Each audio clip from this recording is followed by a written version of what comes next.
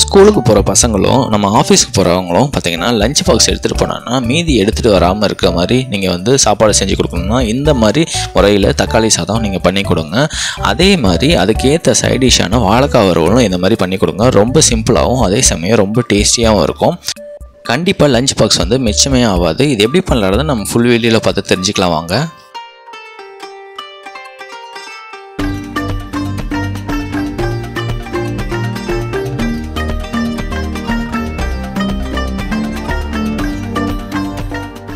First நல்ல ஒரு ஹீட்டான கடாயில் ஆயில் வந்து ஆட் பண்ணிக்கோங்க. இந்த தக்காளி சாதம் பண்ணும்போது உங்களுக்கு டேஸ்ட்டாக இருக்கணும்னா நல்லெண்ணெய் அப்படி இல்லைன்னா கடலெண்ணெய் ஆட் பண்ணிக்கோங்க. நெக்ஸ்ட்டு வந்து உளுந்து வந்து கொஞ்சமாகவும் கடலப்பருப்பு கொஞ்சமாகவும் அதே சமயம் கூட வந்து கடுகு வந்து கொஞ்சமாகவும் அது கூடவே வந்து சீரகம் வந்து ஒரு பிஞ்ச் அளவு இது எல்லாமே கொஞ்சம் கொஞ்சமாக வந்து சேர்த்துக்கோங்க. சேர்த்துட்டு நல்லா வந்து இதை நல்லா கடுகு பொரிஞ்சு வந்ததுக்கப்புறமேலு நல்லா வந்து வதக்கி விட்டுருங்க. கொஞ்சம் நல்லா வதங்கி வந்ததுக்கப்புறமேலு பூண்டு வந்து ஒரு பூண்டு சின்ன பூண்டாக இருந்தால் ஒரு பூண்டு அப்படி இல்லைன்னா கொஞ்சம் பாதி பூண்டு வந்து நல்லா தட்டிட்டு சேர்த்துக்கோங்க. சேர்த்துட்டு அதையும் சேர்த்து நல்லா வந்து வதக்கி விட்டுருங்க. நெக்ஸ்ட்டு வந்து வேர்க்கடலை வறுத்த வேர்க்கடலையே அப்படியே வந்து சேர்த்துக்கோங்க. தோலோடு சேர்த்தாலும் சரி நீங்கள் தோல் இல்லாமல் சேர்த்தாலும் சரி ரெண்டுமே சேர்த்தாலும் நல்லா தான் இருக்கும் சாப்பிட்றதுக்கு. நெக்ஸ்ட்டு வந்து கருவேப்பிலை கொஞ்சமாக சேர்த்துட்டு அதோடு சேர்த்து நல்லா வந்து வதக்கி விட்டுருங்க. நெக்ஸ்ட்டு வந்து வெங்காயம் வந்து ஒரு பெரிய வெங்காயம் வந்து இந்த மாதிரி ஷேப்பில் வெட்டிக்கோங்க. வெட்டிட்டு அதோடு சேர்த்து நல்லா வந்து வதக்கி விட்டுக்கோங்க. வெங்காயம் வந்து கொஞ்சம் வதங்குற அளவுக்கு நல்லா வந்து வதக்கி விட்டுக்கோங்க. ரொம்ப வந்து கொல்லுன்னு வரணும்னு அவசியம் இல்லை. கொஞ்சம் வதங்கினதுக்கப்புறமேலு பச்சை மிளகா வந்து கீறிட்டு சேர்த்துக்கோங்க. பச்சை மிளகா 2 பச்சை மிளகா சேர்த்தா போதும். உங்களுக்கு காரம் வந்து கம்மியாக வேணும்னா நீங்கள் வந்து ஒரு பச்சை மிளகா கூட நீங்கள் ஆட் பண்ணிக்கோங்க. நெக்ஸ்ட்டு இந்த சாதத்துக்கு தேவையான முக்கியமான பொருள் பார்த்திங்கன்னா தக்காளி, அதை சேர்த்துக்கலாம். தக்காளியை பொறுத்த வரைக்கும் 3 தக்காளி நல்ல பெரிய தக்காளியை வந்து இந்த மாதிரி கட் பண்ணிவிட்டு சேர்த்துக்கோங்க. இந்த தக்காளியோட பச்சை வாசனை போகிற அளவுக்கு நல்லா வந்து கிளறி விட்டுருக்கோங்க. இதில் வந்து எக்ஸ்ட்ராவாக தண்ணியெலாம் நீங்கள் சேர்க்கணும்னு அவசியமே இல்லை.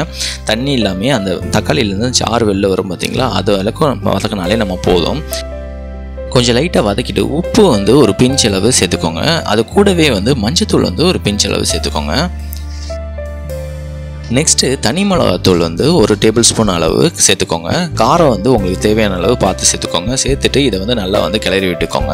ஃபஸ்ட்டு சொன்ன மாதிரி அந்த தக்காளியிலேருந்து அந்த சாறு வந்து வெளில வரணும். அதே சமயம் பச்சை வாசனை போகணும். அந்த அளவுக்கு நல்லா வந்து கிளறி விட்டுக்கோங்க.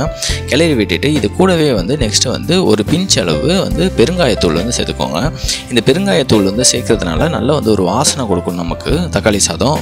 அதுக்கப்புறமேலே காஷ்மீரி சில்லி போட்டு ஒரு டேபிள் ஸ்பூன் சேர்த்துக்கோங்க. இந்த காஷ்மீரி சில்லி போட்டு எதுக்காக சேர்க்குறோன்னா நம்ம வந்து கலருக்காக தான் நம்ம சேர்க்குறோம். நீங்கள் இது ஆப்ஷனல் தான், சேர்க்கணும் கூட அவசியம் இல்லை. நிறைய பேர் கலர்ஃபுல்லாக இருந்தால் தான் சாப்பிடணும்னு ஆசைப்படுவாங்க. அந்த மாதிரி உள்ளவங்களுக்கு இந்த மாதிரி செஞ்சு கொடுங்க. நெக்ஸ்ட் வந்து இந்த மாதிரி 3 வாட்டி மூடி போட்டு நல்லா வந்து கிளறி விட்டுக்கோங்க. நல்லா கிளற வந்து பார்த்திங்கன்னா வந்து அந்த சாறு வந்து வெளில வர ஆரம்பிக்கும்.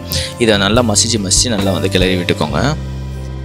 இந்த மாதிரி மூடி போட்டு கிளறும் போது பார்த்திங்கன்னா நீங்கள் வந்து சிம்மில் வச்சே வந்து நல்லா வந்து கிளறுங்க. அப்போ தான் வந்து நல்லாயிருக்கும் அந்த ஃப்ளேவரு.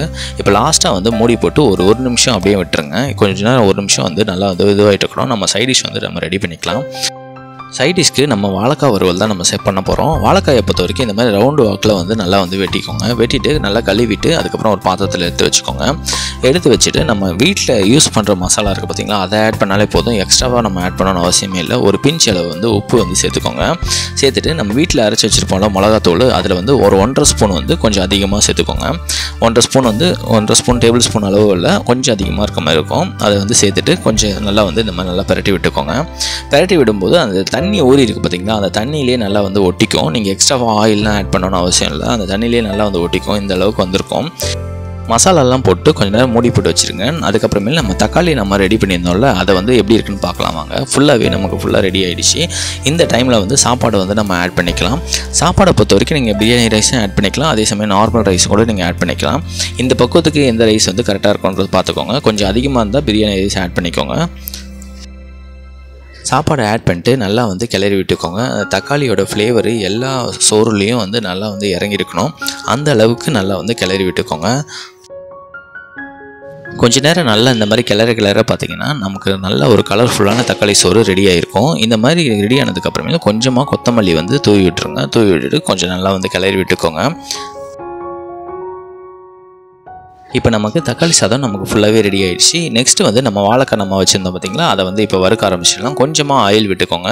நல்லா ஒரு தோசைக்கல் இருந்தாலும் சரி, வடை சரி இருந்தாலும் சரி, ஆயில் விட்டுட்டு ஒன்று ஒன்றா ஆட் பண்ணிக்கோங்க. ஆட் பண்ணிட்டு கொஞ்சம் நல்லா வந்து ஒரு சைடு வந்து நல்லா வந்து வறுபட்ட உடனே நல்லா வந்து திருப்பி விட்டுக்கோங்க. தக்காளி சாதத்துக்கு சைடிஷை பொறுத்த வரைக்கும் வாழைக்காய் மட்டும் பண்ணணும்னு அவசியம் இல்லை. நீங்கள் வந்து உருளைக்கிழங்கும் நீங்கள் வச்சு பண்ணிக்கலாம். ரொம்பவே டேஸ்ட்டாக இருக்கும். கொஞ்ச நேரத்துலேயே வாழைக்காய் வந்து சூப்பராக ஃப்ரை ஆகிருக்கும். இந்த டைமில் நீங்கள் எடுத்து வச்சுக்கோங்க. இந்த தக்காளி சாதம் வந்து நம்ம எப்பவும் போல் பண்ணுற மாதிரி தான் பண்ணியிருக்கோம். எக்ஸ்ட்ராவாக வந்து வேர்க்கடலை சேர்த்துருக்கோம். இந்த மாதிரி பண்ணால் தான் உங்களுக்கு தக்காளி சாதம் மாதிரி இருக்கும். அப்படி இல்லாமல் நீங்கள் குக்கரில் வச்சோ அப்படி மாற்றி மாற்றி பண்ணிங்கன்னா உங்களுக்கு வந்து கொஞ்சம் ரொம்ப அந்த ஃப்ளேவரே வராது. உங்களுக்கு நல்ல ஒரு கலர்ஃபுல்லாகவும் அதே சமயம் ரொம்ப டேஸ்ட்டாகவும் இருக்க மாதிரி இந்த மாதிரி தக்காளி சாதம் நீங்கள் பண்ணி கொடுங்க.